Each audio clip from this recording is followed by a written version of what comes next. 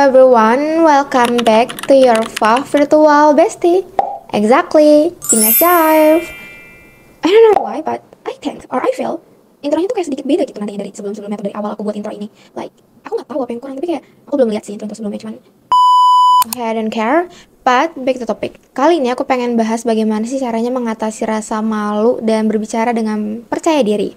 Atau bagaimana sih kak caranya tuh biar kita gak maluan orangnya, biar kita tuh apa-apa tuh gak malu dan mulai bisa bersosialisasi, mengekspresikan diri sendiri, berbicara dengan percaya diri gitu. Karena jujur kalau misalnya aku baca pertanyaan satu orang ini nih DM aku kayak, Kak, aku tuh udah baca banyak banget tips-tips percaya diri, udah nonton di segala macam platform, tapi tetap aja aku tuh kayak malu buat percaya diri. Nah, ini aku baru ingat kalau Brené Brown itu punya buku yang judulnya The Gift of Imperfection, atau bahasa Indonesianya itu tak apa-apa tak sempurna. Aku tuh punya bukunya di rumah tapi ketinggalan, sayang banget. But don't worry, it's okay. Aku udah catat semua di laptop aku. Apa aja sih yang mau aku bahas di video kali ini, karena kalau dipikir-pikir bener juga, kadang kita tuh kayak sering merasa ragu-ragu untuk berbicara atau mengekspresikan diri kita ini karena ya rasa malu itu yang bikin kita jadi kayak nggak percaya diri akhirnya, yang pasti akhirnya buat kita merasa kayaknya aku nggak cukup baik deh, terus akhirnya nggak jadi ngomong atau nggak jadi mengekspresikan diri kamu. So, di video kali ini kita akan membahas bagaimana sih caranya mengatasi rasa malu itu dan berbicara dengan percaya diri, atau bersosialisasi dengan percaya diri, atau berkomunikasi dengan percaya diri. So, let's dive in. Oke, pertama-tama yang perlu kita sadari dulu adalah malu itu sementara. Malu itu sifatnya sementara, dan malu itu adalah sebuah perasaan. Karena kadang soalnya kita tuh suka membuat malu itu sebagai identitas diri kita, kayak dia mah orangnya emang pemalu, atau aku nih emang orangnya pemalu, yang padahal malu itu perasaan, bukan ciri khas atau bukan identitas kita. Malu itu bukan suatu hal yang kayak dia emang orangnya pemalu, bukan seperti itu. Malu itu bukan identitas. Nah, di bukunya Brené Brown tuh menjelaskan bahwasanya malu itu hanya perasaan sementara yang muncul di situasi tertentu. Kita merasa ada yang salah dengan diri kita, jadi kita nggak berani untuk melakukan A, nggak berani untuk melakukan B. Karena apa? Karena kayak kita tuh ragu sama diri kita sendiri. Tapi hal pertama yang perlu kita tahu adalah malu itu bukan bagian dari diri kita.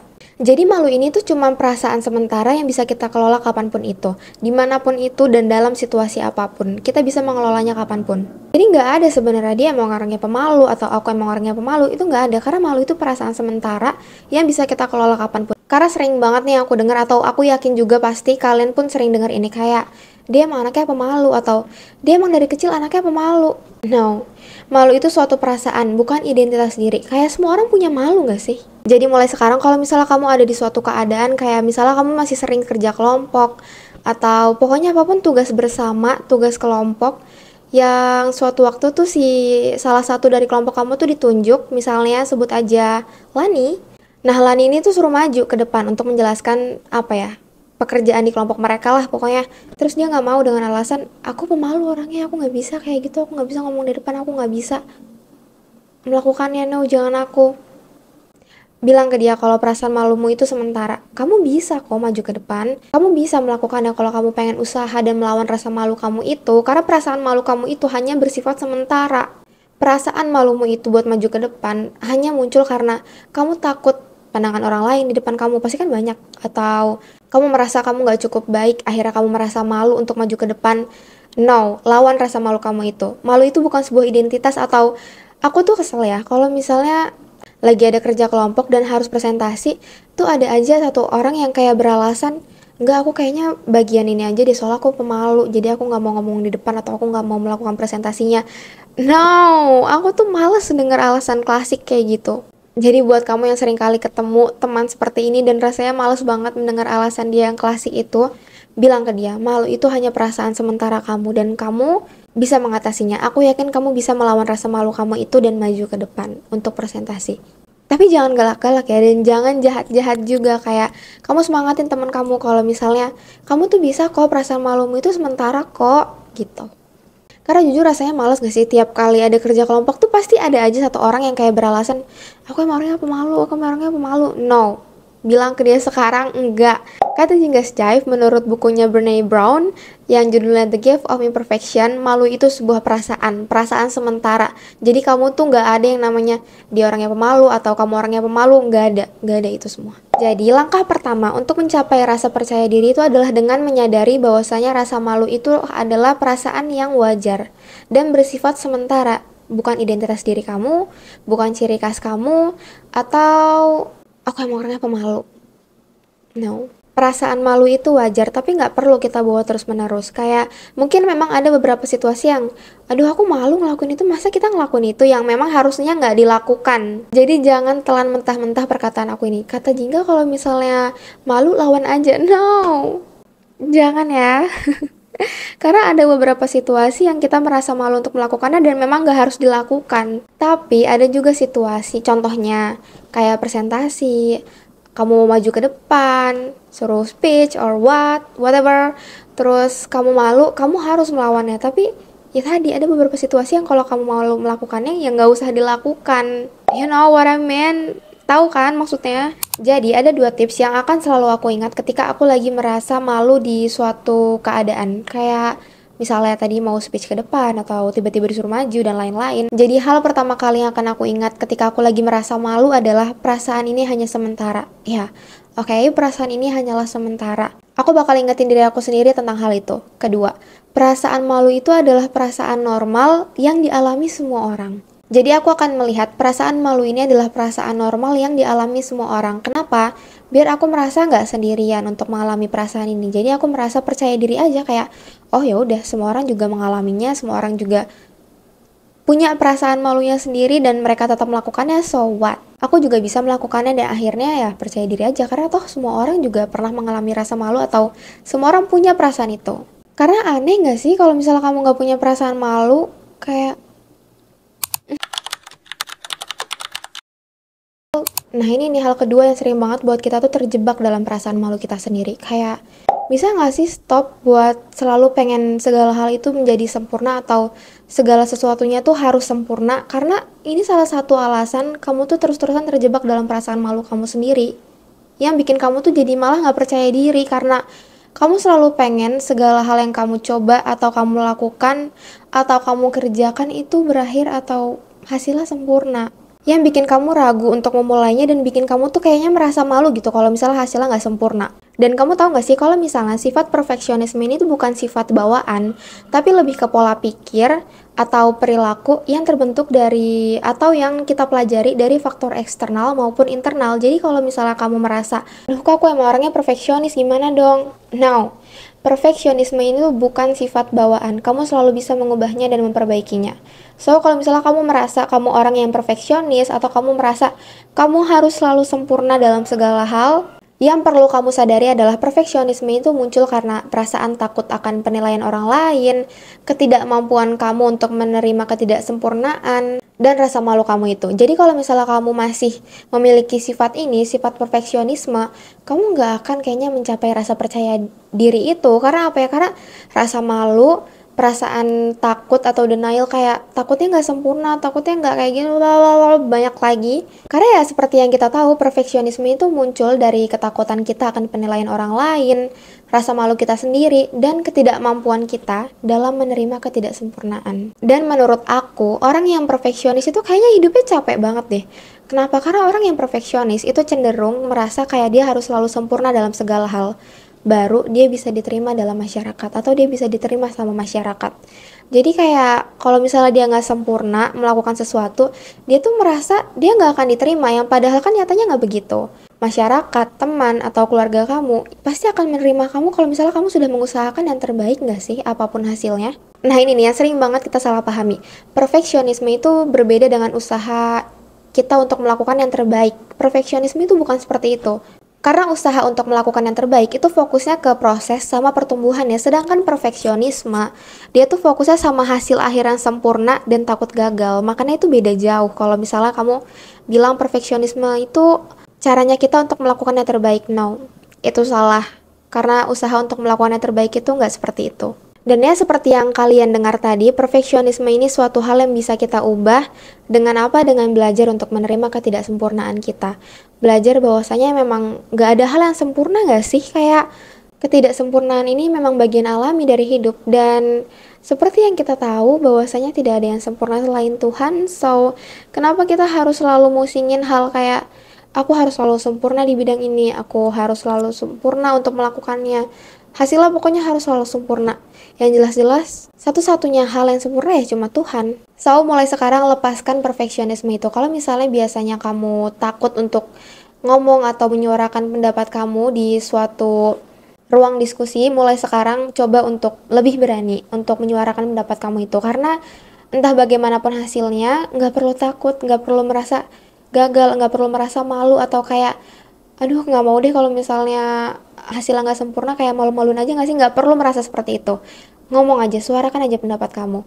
Karena ya apapun hasilnya, kalau bagus ya diterima, kamu senang. Kalau misalnya enggak ya diterima aja, dan kamu juga bisa tetap merasa senang. Karena apa? Karena kamu sudah berani menyuarakan pendapat kamu. Karena ketika kamu bisa lepas nih dari perasaan selalu merasa ingin sempurna, kamu tuh akan merasa lebih bebas. Percaya deh, coba deh sekali aja kamu kayak mencoba memaksa diri kamu tuh untuk melepaskan perasaan perfeksionis ini. Kayak, oke, aku memang gak sempurna dan apapun hasilnya aku terima karena ya ketidaksempurnaan itu bagian alami dari hidup kita, so what?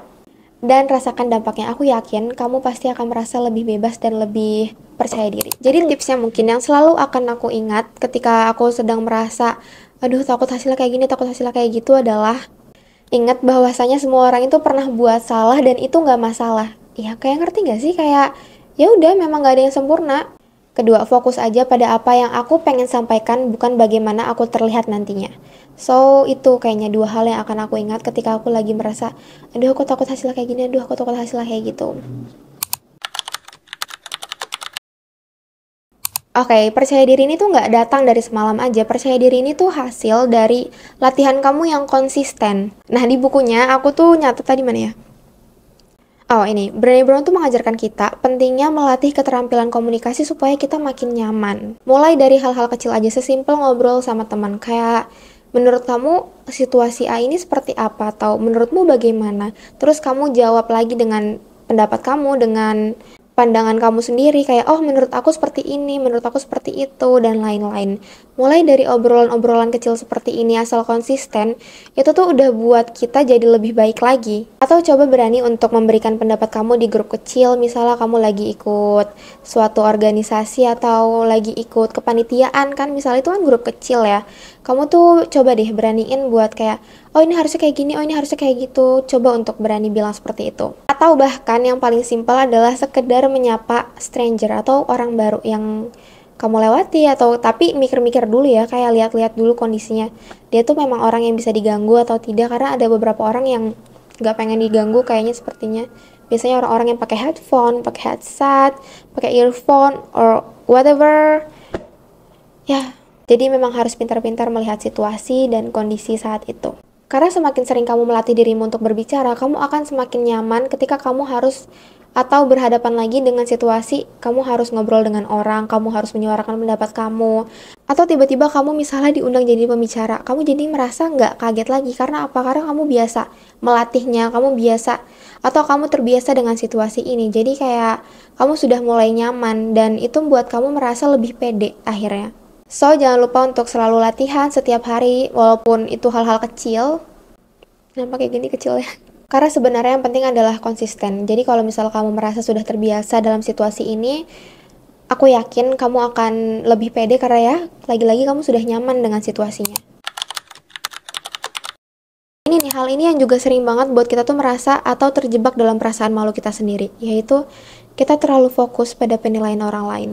Kita takut dihakimi, kita takut dianggap aneh, atau kita merasa nggak cukup baik untuk itu. Jadi ya mau nggak mau perasaan malu itu buat kita terjebak lagi untuk nggak melakukannya. Jadi di sini Brené Brown tuh mengajarkan kita bahwasanya kita tuh harus fokus sama koneksi yang pengen kita bangun aja, nggak usah fokus sama penilaian orang lain.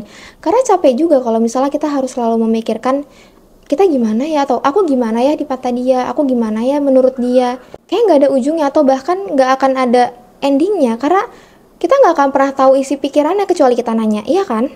Kalau kamu memang ada di suatu diskusi, fokus sama apa yang pengen kamu sampaikan. Gak peduli pendapat orang lain nanti bagaimana tentang kamu, kayak apa sih pendapatnya kayak gini banget, kayak oh ternyata dia kayak gitu. Karena kalau misalnya kita selalu berpikir seperti itu, kita selalu memikirkan pendapat orang lain tentang kita, nggak ada ujungnya, kayak nggak akan berakhir, semua itu tuh nggak akan berakhir, kecuali kita menanyakan ya, kayak menurut kamu tadi aku kayak gimana? Kan tapi nggak mungkin gak sih kayak kita seperti itu. Jadi mulai sekarang fokus aja sama diri kamu sendiri, fokus sama apa yang pengen kamu sampaikan, fokus sama koneksi yang pengen kamu bangun. Karena kalau misalnya lagi-lagi kamu terus-terusan fokus sama penilaian orang lain, itu nggak akan berakhir sampai kapanpun itu.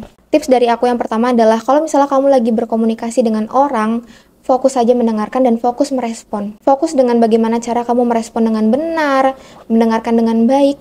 That's it. Bukan pada bagaimana kamu terlihat atau bukan pada bagaimana kamu terdengar nantinya. Karena kalau kayak gitu pusing juga. Kedua, ingatkan ke diri kita sendiri bahwa komunikasi itu adalah sebuah hubungan, bukan performa. Oke, mungkin itu aja sih tips dari aku. Kalau kamu sendiri gimana? Menurut kamu atau buat kamu, ketika kamu lagi merasa atau perasaan malu itu datang, apa atau hal apa yang pertama kali akan kamu lakukan?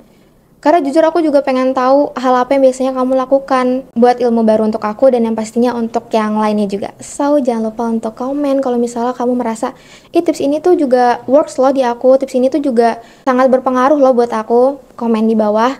Pokoknya komen aja apapun pendapat kamu karena aku akan selalu menghargai pendapat kalian because you guys are my virtual bestie. I love you.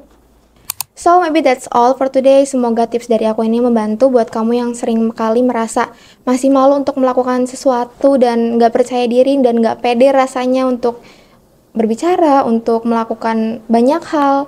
Please banget dengerin ini, kayak praktikan ini atau aplikasikan ini ke dalam hidup kamu. Karena jujur ketika aku selalu mikir seperti ini, aku merasa oh ya udah, aku akan melakukan apapun yang aku mau, gak peduli apa kata orang dan lain-lain. Kayak apapun hasilnya akan aku terima karena lagi-lagi tadi seperti poin berapa atau tips keberapa, hasil yang tidak sempurna itu juga bagian dari usaha kita dan pastinya kita selalu pengen dong untuk menghargai usaha kita sendiri. So maybe that's all for today. Jangan lupa untuk like, comment, dan subscribe. And see you guys in the next video. Bye-bye. I love you. I love you guys so much.